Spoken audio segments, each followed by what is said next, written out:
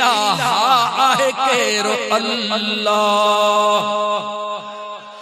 इल्ला अग में गाल थी दिया विच में इल्ला ईंदो आ अॻियां गुज़रियल गाल के उबतो कंदो आ। कुरान तो चवे यौम ला यंफउ मालु वला बनून, क़यामत जे ॾिहाड़े तव्हां जो औलाद तव्हां जे कम न ईंदो, तव्हां जी दौलत तव्हां जे कम न ईंदी। इल्ला हा हा कम ईंदी, इल्ला हा हा कम ईंदी, पर कहिड़ी कम ईंदी? मन अतल्लाह बिक़ल्बिन सलीम,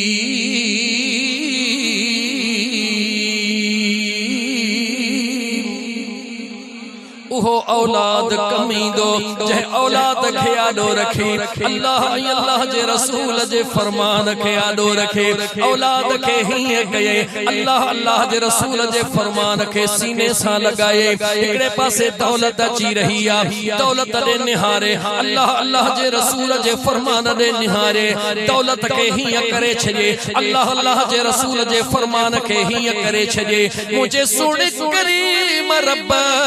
कुरान करीम जे अंदर इरशाद फरमायो इह जेका मां अल्लाह जे खौफ में तो जिंदगी गुजारी, मुझे मिठड़े महबूब अलैहिस्सलातु वस्सलाम जे तरीके सुन्नत शरीयत ते जिंदगी गुजारी। इन जिंदगी जो हिकड़ो हिकड़ो लम्हो, इन जिंदगी जो हिकड़ो हिकड़ो मिनट मां अल्लाह जे ज़ात तुंहिंजे लाइ ओ औलाद जे सूरत में आ या दौलत जे सूरत में आ, मां करीम तुंहिंजे लाइ तोहफो बनाए छॾियो आ।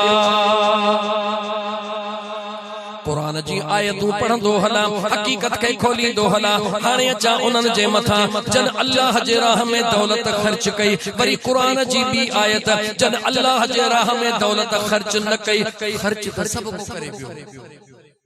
गरीब अमीर खर्च सब को करे पयो, करे छो पियो? भुलजी न वञजा त हिसाब कोन थींदो। हिसाब थियणो, हिसाब थियणो। तू अगर पांजे पुट खे 500 रुपया ॾींदो हई, मोटींदो हिसाब वठंदो हई, पुट ॾे ख़बर काॾे खपाए, हिसाब दे जी। अञा सादो लफ्ज़ चवां, अञा सादो जुमलो चवां। हिकड़े पुट खे 50 रुपया ॾिनई, हिकड़े खे 500, हिकड़े खे 5000 ॾिनई। मोटी जॾहिं टई ख़ैर सां घर आया, सवाल जवाब घणा कंहिंखां थींदा? जवाब ॾियो, जवाब ॾियो कंहिंखां थींदा? 50 वारो चवंदो बाबा 20 रुपया हेॾो किरायो, 20 रुपया होॾो किरायो, 10 ॾींहं जा 2 केला वठी खाधम। हल पुट तूं आज़ाद। समझण जी कोशिश कयो। 500 वारे खां पुछई 20 रुपया हेॾो किरायो, 20 रुपया होॾो किरायो, 460 जो हिसाब ॾे। हाणे जेसि ताईं तफ़सील ॾे टाइम त लॻंदो, पर उन जगह ते 5000 वारो जेॾी महिल आयो उनखे हिसाब किताब में टाइम लॻंदो या न? जवाब ॾियो टाइम लॻंदो न? हलो टाइम खे छॾियो, अॻियो जुमलो चवण ॾियो, वक़्त महदूद आहे। जंहिंखे जेतिरो ज़्यादा पीउ ॾिनो उन जे मथां ज़िम्मेवारी बि एतिरी ज़्यादा थी या घटि थी? जवाब ॾियो। इंसान केॾो अजीब आहे, जेतिरो ख़ुदा घणो ॾे एतिरो मग़रूर घणो थींदो वञे। ता अॼु बि ॾिसो वञी जुमे जॾहिं मस्जिद जे दर ते बीहो, अमीर जेकॾहिं जुमे जॾहिं ईंदा त सभिनी खां पछाड़ीअ में ईंदा, गरीब सभिनी खां पहिरीं जे मस्जिद में वेही रहंदा। को फरियो पियो ॾींदो, को बुहारी पियो ॾींदो, को झटकार पियो ॾींदो। अमीर जेॾी महिल उथंदो, ईद जो भले ॾींहुं हुजे, मौली साहब 2 मिंट लेट कई त कुर्टा हूंदा मौली साहब जे मथां। अलाए मुने खे छा थियो आहे, अॼु अलाए हलवो खाधो अथई, अलाए छा। दुआ घुरंदो तॾहिं बि आंगूठा पियो मरोटींदो, हेॾे होॾे पियो निहारींदो। ऐं मिस्कीन दुआ घुर रोई चवंदो, या अल्लाह ख्वार हैं, बदकार हैं, डूबे हुए जिल्लत में हैं, कुछ भी हैं लेकिन या रब तेरे महबूब की उम्मत में है। ओ मुझा करीम रब जेड़ो आया तेड़ो पारत थे। मौला मुझे रिज़्क में बरकत अता फरमा जा। मुझा अल्लाह से मुझ घर जो परेशानियों दूर कजा। मिस्कीन के खबरा बीमारी आई त पैसा कोन्हन के, मिस्कीन के खबरा भत थियो त मूं वटि पैसा कोन्हन के, अमीर के खबरा त ही पियो आ, ही पियो आ, ही पियो न त पछाड़ीअ में ज़कात जा पैसा अचे वेंदा। गरीबन के कहिड़ी ख़बर, पाण ई विच मां कढी खाई वेंदो। केरु पुछंदो मूंखां? न पुछंदो तोखां, पर रब जो कुरान ॿुधावे थो, खा एतिरो जेको सुभाणे वरी ओघरा ॾेई कढी बि सघी। इजाजत दियो तो कुरान पढ़ा, इजाजत दियो तो कुरान पढ़ा। वल्लज़ीन यक्निज़ून अज़्ज़हब वल-फ़िद्दा वला युनफ़िक़ूनहा फ़ी सबीलिल्लाह फ़बश्शिरहुम बिअज़ाबिन अलीम।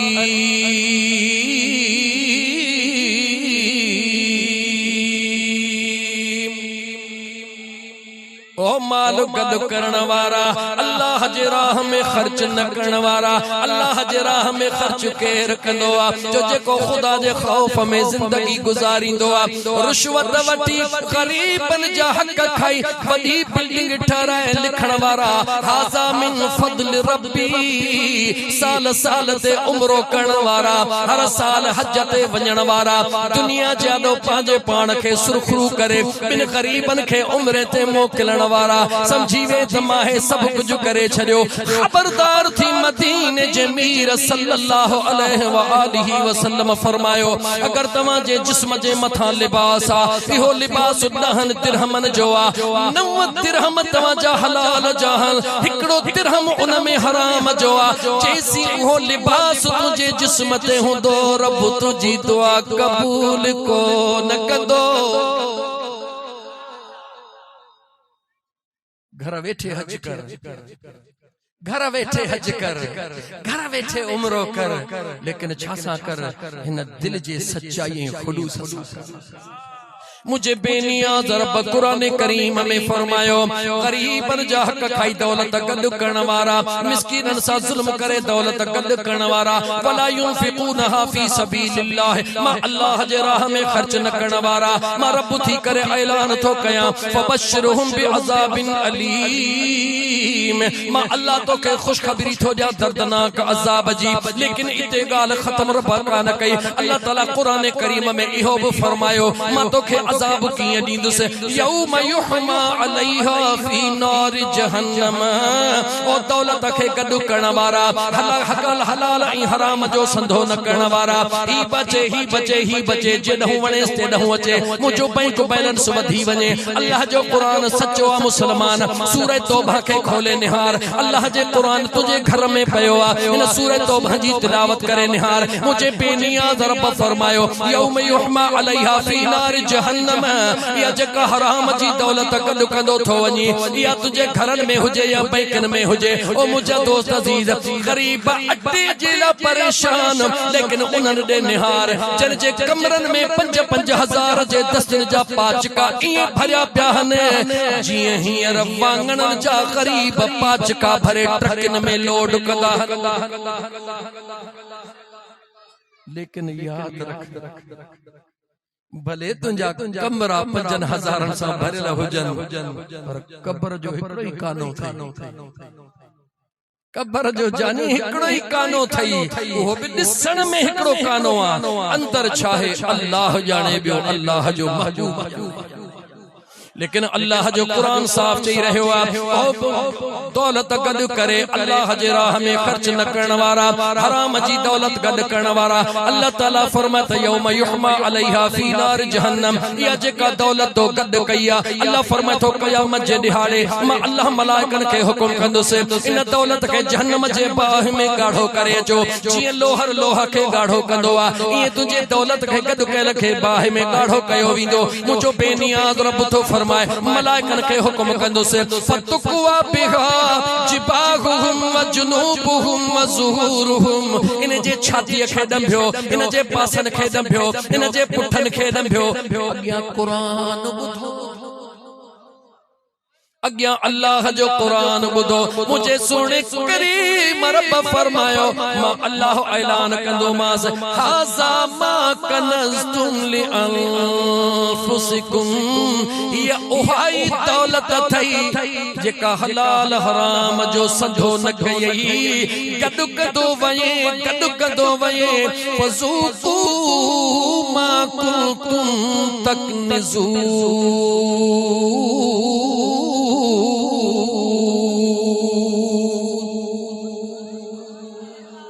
कुरान सचो, रब चंदो मज़ो चखो न जो, मज़ो इन जो चख इन जे मुकाबले में शेख शरफुद्दीन रहमतुल्लाहि तआला अलैहि अल्लाह जो नेक बांधड़ो उन जे पाड़े में हिकड़ो वडो ईसाई दौलतमंद रहंदो आ। एक गरीब के अल्लाह जे ज़ात छन्याणियूं अता फरमायूं घणियूं जवाब ॾियो घणियूं हिकड़ी जवान थी वई उथारण जे ला पैसा नाहिन बी जवान थी वई शादी कराइण ला पैसा नाहिन टी जवान थी वई चौथी जवान थी वई पंजी छही ॼणियूं जवान थी वयूं हाल ग़रीबी आ अवां के ख़बरात ग़रीब जो अल्लाह गरीब जो अल्लाह बस रुगी गरीब इहो यकीन करे त बेशक मुझो अल्लाह त दुखियो गरीब कोन थींदो। हज़रत शेख शरफुद्दीन अले गरीब आयो साईं छन न्याणन जो पी छन जी जिम्मेवारी मुझे मथा तैयार मगर हाल गरीबिया घट में घट 1000 दिरहम हुजन मुके हिकड़ी न्याणी जे शादी जे ला करीब 6000 दिरहम कोनन के मुझे ला दुआ फरमायो। शेख शरफुद्दीन रोई दुआ फरमाई करीब खुश थी हल गयो वरी 8 ॾींहन का बाद आयो वरी दुआ घुरा मोटी अचे त रोंदो वञे त मुरकंदो वञे जेडी मल तो दुआ घुराए मोटियो अॻियां ईसाई बाह में हथ विधुसि ऐं फलाणा मां तोखे सुञाणा थो 3 दफ़ा लागी तो आयो हुई अची थो त अखियुनि में लुड़कहन मोटी थो त मुरकंदो थो वञी मामिलो छाहे चवे थो ग़रीब हां न्याणियूं अल्लाह छॾिनियूं हन उन्हनि जी शादी नथो कराए सघां साईं शेख शरफुद्दीन खां दुआ थो घुरायां उहो दुआ घुरंदो आहे बस मूंखे दिलि में सुकून मिली वेंदो आहे वरी कुझु टाइम खां पोइ दुआ घुराइण ईंदो उन ईसाई निहारे चयो केडो न बेवकूफ है केडो न अयाणो है मां शेख शरफुद्दीन के सुजाना वो पान सुन्यो आ उन्हें वटी छाहे उन वटी कुछ भी कोने तू न खा रोज रोज दुआऊं घुराइण थो अची वनी पांजी मेहनत मजूरी कर हे मिस्कीन उन सा विढ़ी पयो खबरदार थी अल्लाह जो नेक सालिह बानो आ उन जो वस ना है उन में ताकत ना है अगर उन जो वस हुजे हां मुखे इए कोन छदे हां उन ईसाई चयो चंगो गाल बुध जेकर तुझो इहो यकीन आ त मां ऐलान थो कयां वञी शेख शरफुद्दीन खे चओ 6000 दीनार मां हींअर जो हींअर ॾियण ला तैयार हा 6 महीना मुझे मेहन जो गाह करे जागो था 6 महीना मुझे बेहल जो गाह करे मां थो ॾियां 6000 तू थो चई त साईं जे वस में कोने को वस में आहे तोखे केड़ी खबर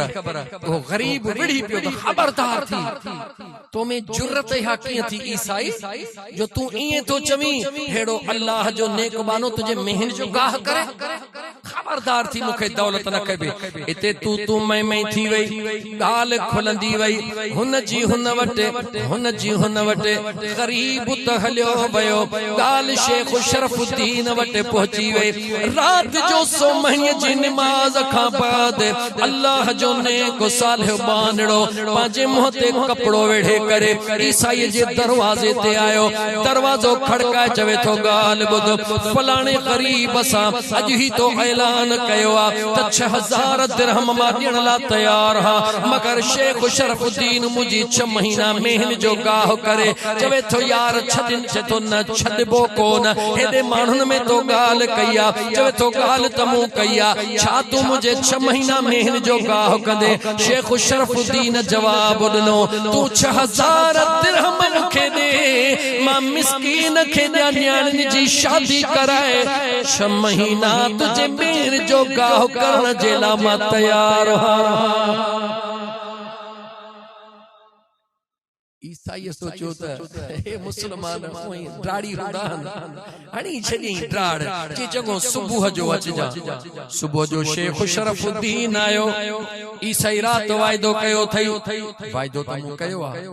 पो भला का लिखत जाथे वणयू ते लिखत करा मां लिखत करण जे ला तैयार हां चे पो तू मुसलमान है बस पो तू रुगी वायदो कर त अल्लाह ही अल्लाह जो रसूल जाने तो त मां चे बिल्कुल मां वायदो करण जे ला तैयार हां अल्लाह ही अल्लाह जो रसूल जाने तो मां तो वट 6 महीना इन 6000 जी एवज खिदमत करण ला तैयार हां अदा उन 6000 दिना शेख शरफुद्दीन ओए 6000 उन मिस्कीन खे ॾिना वञ बाबा तू वञी पंहिंजे न्याणियुनि जी शादी करा हाणे सुबुह जो सवेल आए ड्यूटी जो ॾींहुं शुरू थो थिए ड्यूटी जो ॾींहुं शुरू थो थिए सॼी रात शेख शरफुद्दीन सुणो मुसल्ले ते रोई थो चवे मुंहिंजा मौला ओ मुंहिंजा करीम रब तुंहिंजा अणगणिया एहसान जो शरफुद्दीन खे इहो शरफ अता कई तुंहिंजे महबूब जे कंहिं उम्मतीअ जी मुश्किल आसान थी वई हिक ग़रीब जे न्याणियुनि जूं शादियूं थी वञनि ओ मुंहिंजा करीम रब मूंखे हिम्मत ॾिजा तौफीक दिजा मां पंहिंजो वाइदो पूरो कयां मुंहिंजा अल्लाह साईं मूंखे इस्तक़ामत नसीब कजा सॼी रात मुसल्ले ते रोई दुआऊं घुरी रहियो आहे काल ॾींहं में टिड़ी टिड़ी वञी ॻोठ जे चङे वटि पहुती ॻोठ जे चङे जॾहिं ख़बर ॿुधी सुणो शेख शरफुद्दीन सुभाणे सुबुह जो सवेल ईसाईअ जे मेहिन जो गाह कदो शेख शरफुद्दीन सुणो सवेल अची वियो चादर ईसाईअ खां वठंदो आहे ॾाटो ईसाईअ खां वठंदो आहे उन जे मेन जो गाह कटण शुरू कंदो आहे रब जो ज़िक्र करण शुरू कंदो आहे ओ मुंहिंजा सोहणा ओ मुंहिंजा सोहणा व अम्मा मन ख़ाफ मक़ाम रब्बिही वनहन नफ्स अनिल हवा फ़इन्नल जन्नत हियल मअवा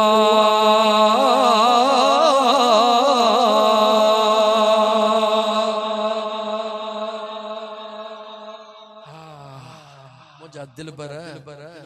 हिन पलीत नफ्स सां झेड़ो करे यार जे रज़ा जे ला ज़िंदगी गुज़ारण सिख